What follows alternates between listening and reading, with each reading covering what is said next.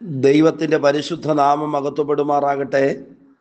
ഈ പ്രഭാതത്തിലും ആഗ്രഹത്തോടെ തിരുവചന കേൾവിക്ക് വേണ്ടി ദൈവപാദപീഠത്തോട് അടുത്തു വരുന്ന ഓരോരുത്തരെയും പ്രഭാതമന്നയിലൂടെ ദൈവം അനുഗ്രഹിക്കട്ടെ. ഈ രാവിലെയുള്ള ചിന്തയ്ക്ക് വേണ്ടി 124 സങ്കീർത്തനം 1 വാക്യം വായിക്കുന്നു. സങ്കീർത്തനങ്ങൾ 124:1. ഇസ്രായേൽ പറയേണ്ടത് എന്തെന്നാൽ, യഹോവ നമ്മുടെ പക്ഷത്തില്ലായിരുന്നുവെങ്കിൽ. 8 വാക്യങ്ങൾ മാത്രമുള്ള ചെറിയ സങ്കീർത്തനമാണ് 124 സങ്കീർത്തനം. ദാവീദ് ഈ സങ്കീർത്തനം എഴുതുമ്പോൾ ഇസ്രായേൽ ജനത്തെ ദൈവം വഴി നടത്തുകയും സഹായിക്കുകയും അനുഗ്രഹിക്കുകയും ചെയ്ത വിധങ്ങളെ അയവിറക്കിക്കൊണ്ടാണ് താഴോട്ടുള്ള വരികൾ ദാവീദ് പാടുന്നത്. ഒന്നാമത്തെ കാര്യം ദാവീദിന് പറയുവാനുള്ളത്, യഹോവ പക്ഷത്തുണ്ടായിരുന്നു എന്നുള്ളതാണ്. പ്രിയരെ, നമ്മുടെ ജീവിതത്തിലേക്ക് തിരിഞ്ഞു നോക്കിയാൽ, മനുഷ്യർ കൈവിട്ടപ്പോൾ, പ്രതികൂലങ്ങളും പ്രതിസന്ധികളും പ്രശ്നങ്ങളും ഒന്നിനു പിറകെ ഒന്നായി ജീവിതയാത്രയിൽ കയറി വന്നപ്പോൾ, നിലനിൽപ്പിനെ തന്നെ ബാധിക്കത്തക്ക നിലയിൽ പ്രതിസന്ധികൾ ഉയർന്നു വന്നപ്പോൾ, എത്ര സമയത്താണ് കൂടെയുണ്ടായിരുന്നവർ പോലും ഓടി മറഞ്ഞപ്പോൾ, നമ്മുടെ പക്ഷം നിന്ന, നമ്മെ അത്ഭുതകരമായി വിടുവിച്ച, സഹായിച്ച ദൈവത്തെ നമുക്ക് അനുഭവിച്ചറിയുവാൻ കഴിഞ്ഞത് ഓർത്തു നോക്കിയാൽ എത്ര സ്തുതിച്ചാലും മതി വരത്തില്ല. ഇപ്പോൾ സങ്കീർത്തനക്കാരൻ പറയുന്നു, യഹോവ നമ്മുടെ പക്ഷത്തില്ലായിരുന്നു എങ്കിൽ കടുകട്ടിയായ പ്രതികൂലങ്ങളും പ്രതിസന്ധികളും ജീവിതത്തിന് നേരെ വന്നപ്പോൾ ഒരിക്കലും നമുക്ക് പിടിച്ചു നിൽക്കുവാൻ കഴിയത്തില്ലായിരുന്നു എന്നേ നമ്മൾ തകർന്നു പോകുമായിരുന്നു.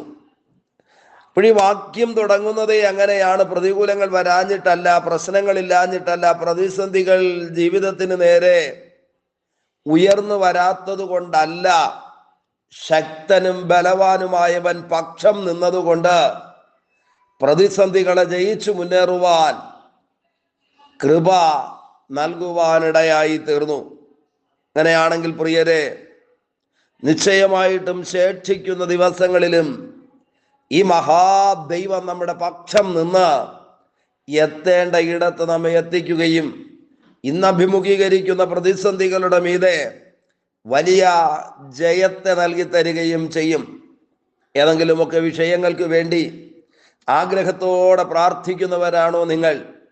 ഇന്ന് പകലും ചില വിഷയങ്ങൾക്ക് മറുപടി കിട്ടിയിരുന്നു എങ്കിലെന്ന് കൊതിയോടെ ചിന്തിക്കുകയാണോ?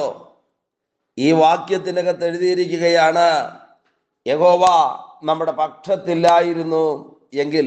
അങ്ങനെയാണെങ്കിൽ മനുഷ്യനേക്കാൾ സകലവും ചെയ്യുവാൻ കഴിയുന്ന സർവശക്തനായൊരു ദൈവം നമ്മുടെ പക്ഷത്തുണ്ട് എന്ന് നാം തിരിച്ചറിയണം.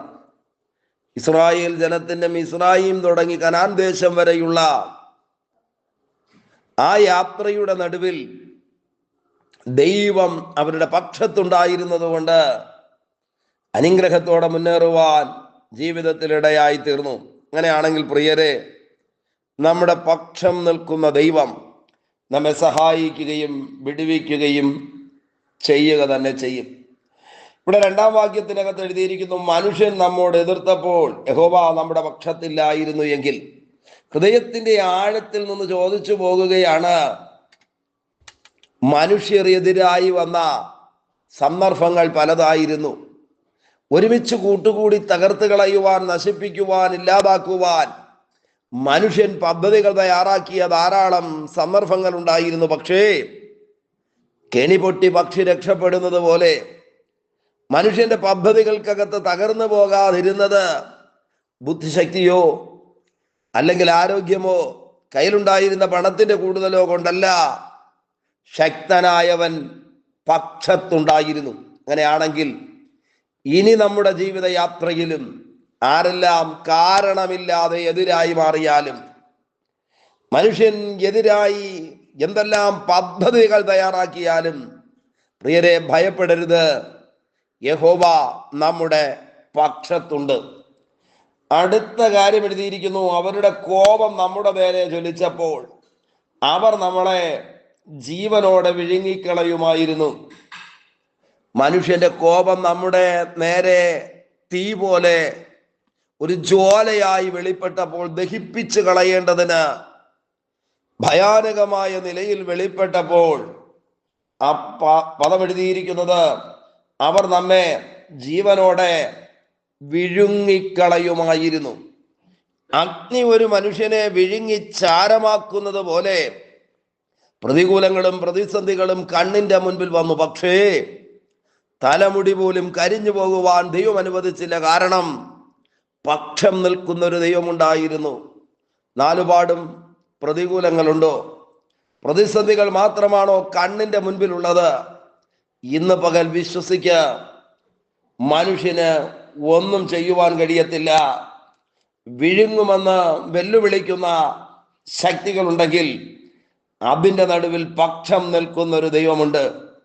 3-ാം വാക്യം പറയുന്നു, വെള്ളം നമ്മെ ഒഴുക്കിക്കളയുമായിരുന്നു എന്ന് പറഞ്ഞാൽ വെള്ളത്തിന് തുല്യമായി മലവെള്ളം പാഞ്ഞു വരുന്നത് പോലെ, വലിയ വെള്ളപ്പൊക്കമുണ്ടായി സകലവും നശിച്ചു പോകുന്നത് പോലെ ശക്തമായ പ്രതിസന്ധികൾ ജീവിതത്തിന് നേരെ വന്നു, ഒഴുക്കിക്കളയുവാൻ ശ്രമിച്ചു.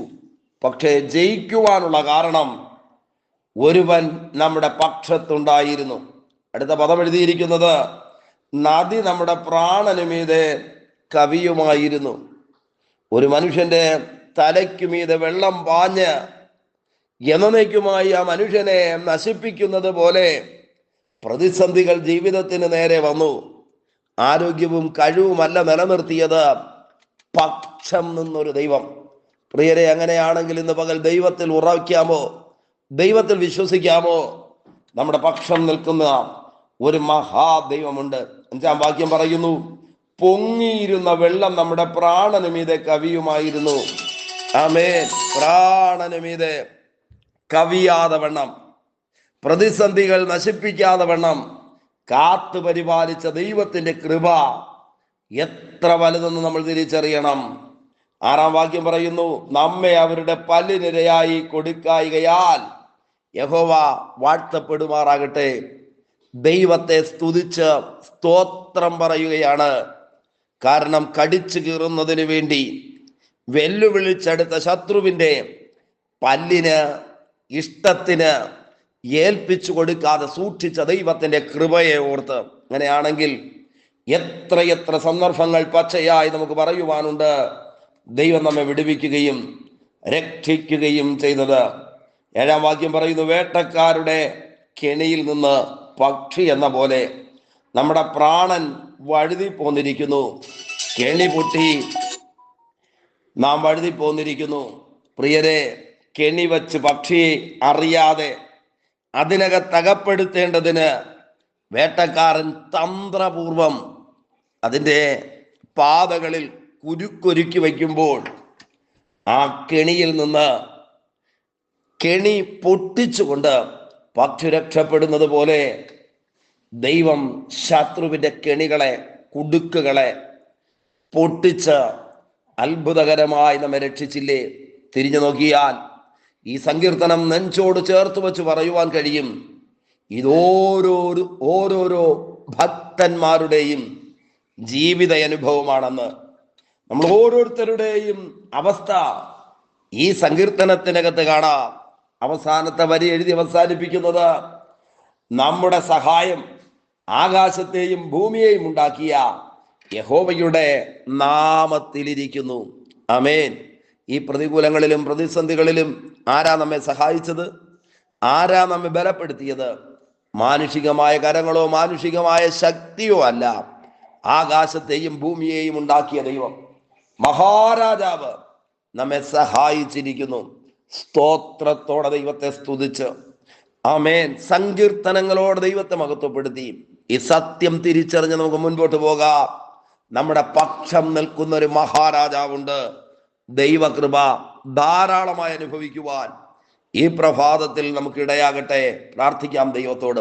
പരിശുദ്ധ ദൈവമേ, സ്വർഗസ്ഥ പിതാവേ, ഈ സന്ദേശം കേട്ടുകൊണ്ട് പ്രാർത്ഥിക്കുന്ന മുഴുവൻ പേരെയും ദൈവം അനുഗ്രഹിക്കണമേ. പൊന്നുകരങ്ങളിൽ വഹിക്കണമേ, നന്മകളെ കൊടുക്കണമേ. ആരെങ്കിലും ആവലാതിയോടെ വേദനകളോടെ ഈ സന്ദേശം കേൾക്കുന്നെങ്കിൽ വലിയ ദൈവത്തിന്റെ വിടുതലും അത്ഭുതവും അനുഭവിക്കുവാൻ ഓരോരുത്തരെയും സഹായിക്കും. കരുണയുള്ള കരങ്ങളിൽ വഹിക്കുന്ന നന്മകളെ കൊടുക്കും. അധികാരമുള്ള യേശുവിന്റെ നാമത്തിൽ പിതാവേ, ആമേൻ, ആമേൻ. Okay, God bless you. ദൈവമായ കർത്താവ് എല്ലാവരെയും ധാരാളമായി അനുഗ്രഹിക്കട്ടെ. ആമേൻ, ആമേൻ.